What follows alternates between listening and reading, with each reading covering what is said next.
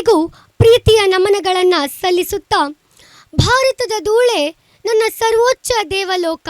ಜಗತ್ತಿನ ಎಲ್ಲ ಜೀವಿಗಳು ತಮ್ಮ ಕರ್ಮವನ್ನು ಸವಿಸಲಿಕ್ಕೆ ಬರಬಹುದಾದ ಒಂದೇ ಒಂದು ಪುಣ್ಯ ಭೂಮಿ ಎಂದರೆ ಅದು ನನ್ನ ಭಾರತ. ಭಾರತ ನನ್ನ ಶೈಶವದ ತೊಟ್ಟಿಲು, ತಾರುಣ್ಯದ ನಂದನವನ, ವೃದ್ಧಾಪ್ಯದ ವಾರಣಾಸಿ, ನನ್ನ ಬದುಕಿನ ಪರಂಧಾಮ. ಇಂಥ ಶ್ರೇಷ್ಠ ಭಾರತವು ಇಂದು ಹಲವಾರು ಸಮಸ್ಯೆಗಳನ್ನು ಎದುರಿಸುತ್ತಿವೆ. ಇಂದು ನಮ್ಮ ಭಾರತದ ಅಭಿವೃದ್ಧಿಗೆ ಅಡ್ಡಿಯಾಗಿರುವ ಒಂದು ಕಟುವಾದ ಸತ್ಯ ಎಂದರೆ ಅದು ಭ್ರಷ್ಟಾಚಾರ. ಇಂದು ಭ್ರಷ್ಟಾಚಾರವು ಭಾರತವನ್ನು ವ್ಯಾಪಕವಾಗಿ ಕ್ಯಾನ್ಸರ್ನ ವ್ಯಾಧಿಯಂತೆ ಆವರಿಸಿಕೊಳ್ಳುತ್ತಿದೆ. ಹಾಗಾದರೆ ಈ ಭ್ರಷ್ಟಾಚಾರ ಅಂದರೆ ಏನು? ಭ್ರಷ್ಟಾಚಾರ ಎಂದರೆ ಕೇವಲ ಲಂಚವನ್ನು ಕೊಡುವುದು ಅಥವಾ ತೆಗೆದುಕೊಳ್ಳುವುದು ಮಾತ್ರವಲ್ಲ.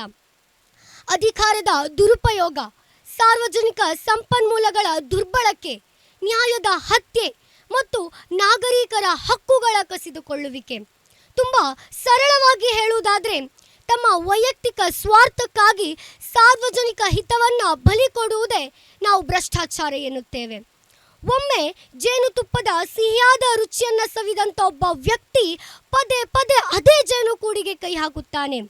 ಅದೇ ರೀತಿಯಲ್ಲಿ ಒಮ್ಮೆ ಭ್ರಷ್ಟಾಚಾರಕ್ಕಾಗಿ, ಲಂಚಕ್ಕಾಗಿ ಕೈ ಒಡ್ಡಿದಾಗ ಮತ್ತೆ ಮತ್ತೆ ಅವನು ಅದೇ ಭ್ರಷ್ಟಾಚಾರಕ್ಕಾಗಿ ಮತ್ತೆ ಪುನಃ ಕೈಯೊಡ್ಡುತ್ತಾನೆ.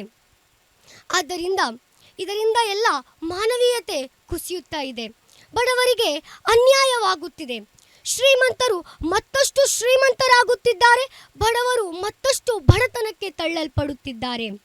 ಇದರಿಂದ ಸಾಮಾಜಿಕ ನಂಬಿಕೆ ಕುಸಿಯುತ್ತಿದೆ. ನ್ಯಾಯ ಸಿಗುವುದಿಲ್ಲ, ಎಲ್ಲವೂ ಕೂಡ ಹಣದಿಂದಲೇ ಸಾಧ್ಯ ಎನ್ನುವಂಥ ಮನೋಭಾವನೆ ಬೆಳೆದು ನಾಗರಿಕರು ವ್ಯವಸ್ಥೆಯ ಮೇಲೆ ನಂಬಿಕೆಯನ್ನು ಕಳೆದುಕೊಳ್ಳುತ್ತಿದ್ದಾರೆ. ಇದರಿಂದ ನಮ್ಮ ದೇಶಕ್ಕೆ, ನಮ್ಮ ದೇಶದ ಅಭಿವೃದ್ಧಿಗೆ ಬಹಳ ಅಪಾಯಕಾರಿ. ನಮ್ಮ ಪ್ರಜಾಪ್ರಭುತ್ವದ ಮೌಲ್ಯಗಳಾದ ಸಮಾನತೆ, ಸ್ವಾತಂತ್ರ್ಯ, ಸೋದರತ್ವ ಇವೆಲ್ಲವೂ ಕೂಡ ಅವನತಿಯತ್ತ ಸಾಗುತ್ತಿದೆ. ಬಹುಶಃ ಇದಕ್ಕೆ ಬಹುಮುಖ್ಯವಾದ ಕಾರಣ ಎಂದರೆ ಅದು ಭ್ರಷ್ಟಾಚಾರ. ಹಾಗಾದರೆ ಈ ಭ್ರಷ್ಟಾಚಾರಕ್ಕೆ ಕಾರಣಗಳೇನು? ಅಧಿಕಾರದ ಅಸಮತೋಲನ, ತಪ್ಪನ್ನು ನೋಡಿದರೂ ಕೂಡ ಪ್ರಶ್ನಿಸದೇ ಇರುವಂಥದ್ದು, ಮಾನವನ ದುರಾಸೆ, ನೈತಿಕತೆಯ ಕೊರತೆ, ಭ್ರಷ್ಟ ರಾಜಕಾರಣ ಇವೆಲ್ಲವೂ ಕೂಡ ಭ್ರಷ್ಟಾಚಾರಕ್ಕೆ ಪ್ರಮುಖ ಕಾರಣಗಳಾಗಿವೆ. ಸರ್ವಂ ಲಂಚಮಯಂ ಆಗಿರುವಂಥ ಇಂದಿನ ಈ ವ್ಯವಸ್ಥೆಯಲ್ಲಿ ಆರೋಪಿಗಳನ್ನು ಹಿಡಿದು ಬಂಧಿಸಿ ವಿಚಾರಣೆಯನ್ನು ನಡೆಸಿ ಸೂಕ್ತ ಶಿಸ್ತು ಕ್ರಮವನ್ನು ಕೈಗೊಳ್ಳುವಂಥ ಪರಿಣಾಮಕಾರಿಯಾದ ವ್ಯವಸ್ಥೆಯ ಅಗತ್ಯವಿದೆ. ಈಗಾಗಲೇ ನಮ್ಮ ಭಾರತ ಸರ್ಕಾರವು ಡಿಜಿಟಲೀಕರಣ, ಮಾಹಿತಿ ಹಕ್ಕು ಕಾಯ್ದೆ, ಆನ್ಲೈನ್ ಸೇವೆಗಳು, ಇ ಗವರ್ನೆನ್ಸ್ ಇವೆಲ್ಲದರ ಮೂಲಕ ಭ್ರಷ್ಟಾಚಾರದ ವಿರುದ್ಧ ಹೆಜ್ಜೆಯನ್ನು ಇಡುತ್ತಿದೆ. ಒಟ್ಟಿನಲ್ಲಿ ಹೇಳಬೇಕಾದ್ರೆ, ಪ್ರಜೆಯಂ ಪಾಲಿಸ ಬಲ್ಲೊಡ ಧಾತನರಸಂ ಕೈಯಾಸೆಯಂ ಮಾಡದಂ, ನಿಜ ಮಂತ್ರೀಶ್ವರ ತಂದೆ ತಾಯಿಯ ಸಲಹಲ್ ಬಲ್ಲಾತನೇ ಧಾರ್ಮಿಕಂ.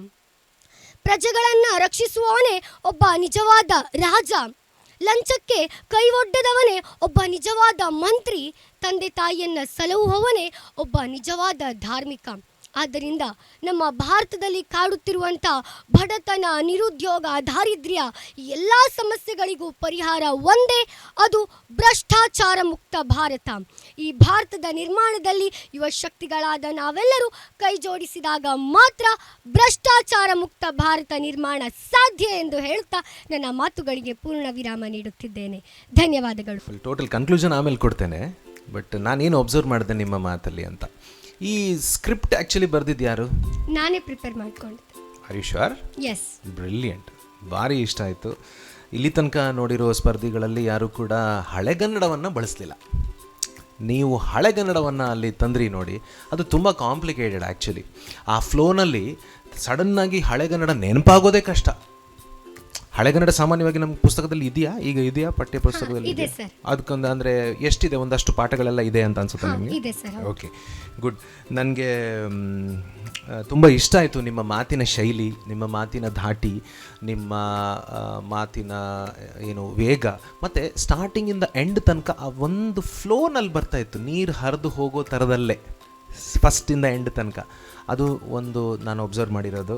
ಎಲ್ಲಿ ಸ್ಟ್ರೆಸ್ ಮಾಡಬೇಕು, ಪ್ರತಿ ಒಂದು ಸಾಲನ್ನು ನೀವು ಹೇಗೆ ಪ್ರೆಸೆಂಟ್ ಮಾಡಬೇಕು ಹಾಗೆ ಮಾಡಿದ್ದೀರಾ. ಲಂಚ ಕೊಡುವುದು, ಲಂಚ ತಗೊಳ್ಳುವುದು ಅಂತ ಹೇಳುವಾಗ ಬೇರೆ ಬೇರೆ ಪದಗಳಿಗೆ ನೀವು ಸ್ಟ್ರೆಸ್ ಮಾಡಬೇಕು ಅದನ್ನು ಮಾಡಿದ್ದೀರಾ.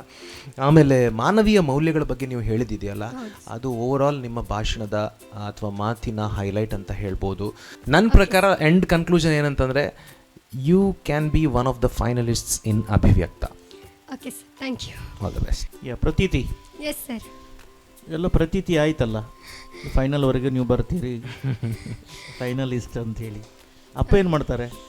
ಲೆಕ್ಚರರ್. ಯಾವ ಸಬ್ಜೆಕ್ಟ್? Political science. ಓಕೆ. ಆದಾಗ್ಯೂ ಗೌರ್ಮೆಂಟ್ ಸ್ಕೂಲಿಗೆ ಹೋಗ್ತಿದ್ದೀರಿ ನೀವು? ಹಾಂ ಹೌದು. ಅದು ಯಾಕೆ? ಗೌರ್ಮೆಂಟ್ ಸ್ಕೂಲ್ ಅಂದರೆ ನನಗಿಷ್ಟ. ಅಲ್ಲೆಲ್ಲ ಅಪಾರ್ಚುನಿಟೀಸ್ ತುಂಬ ಸಿಗುತ್ತೆ. ಹಾಂ. ಅದಕ್ಕೋಸ್ಕರ ಯಾವೆಲ್ಲ ಆಪರ್ಚುನಿಟಿ ಸಿಕ್ಕಿದೆ ನಿಮಗೆ?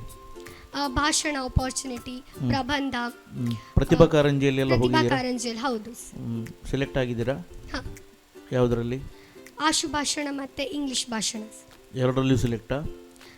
ಕ್ಲಸ್ಟರಲ್ಲಿ 2ರಲ್ಲೂ ಫಸ್ಟ್, ತಾಲೂಕಲ್ಲಿ ಆಶು ಭಾಷಣ ಸೆಕೆಂಡ್, ಹಾಗೆ ಇಂಗ್ಲೀಷ್ ಭಾಷಣ third. No, very good. Okay, ನೀವೇ ಪ್ರಿಪೇರ್ ಮಾಡಿದ್ದೀರಿ ಅಂತ ಹೇಳಿದಿರಿ. ಹಾಂ ಹೌದು. ಈಗ ಭ್ರಷ್ಟಾಚಾರ ಅಂದರೆ ಹಣವೇ ಕೊಡಬೇಕಾಗಿಲ್ಲ, ಒಂದು ಶಬ್ದ ಹಾಕಿದಿರಿ ನೀವು, ಸರ್ವಂ ಲಂಚಮಯಂ. ಹೌದು. ಭಾಳ ಚೆನ್ನಾಗಿ ಹೇಳಿದಿ. ಎಲ್ಲಿ ಏನೇನೆಲ್ಲ ಹಾಕಬೇಕು ಅದನ್ನು ಕೆಲವು ನೀನೇ ಕ್ರಿಯೇಟ್ ಮಾಡಿದ್ದೀಯ. ಸೊ ಇದಕ್ಕೆ ನಿಮ್ಮ ಏಜಿಗೆ ನಿಮ್ಮ ವಾಯ್ಸ್ ಅದ್ಭುತವಾಗಿದೆ.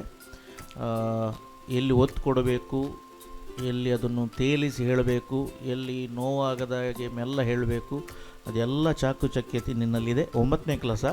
ಹೌದು ಸರ್. ಓಕೆ. 10th ಸ್ಟ್ಯಾಂಡರ್ಡ್ನಲ್ಲಿ ನೀವು 625 625 ತೆಗೊಳ್ಳುವಂಥ ಎಲ್ಲ ಲಕ್ಷಣಗಳು ಇವೆ. You are selected. Okay, thank you sir.